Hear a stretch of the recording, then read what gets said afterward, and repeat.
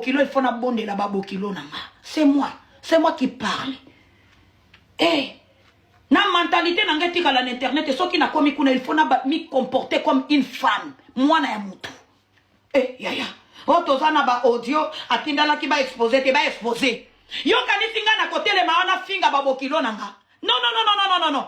Oh parce que nani c'est mec qui nanga bimisa ki audio atindeli yo. Ngana tele mana finga c'est mec qui nanga tete maman. Na okangela mwana nanga nzela. Les linges sales se lavent en famille. Oyo qui très bien. Ndenga bimisa ki audio na atindeli yo. Et ça linga elo côté. Les linges sales se lavent en famille. Nous sommes famille nazana mwana yaya. Nazana mwana olinginga na tele mana lengo na banda ko finga famille mobile nanga na kangela mwana nanga nzela jamais na kosala ngo. Baza famille mwana nanga. Eh, yaya, on y go bimisanga ki zengi internet, Koza mobile ya boti singa mwana, famille mobile balo bakali, masue kufa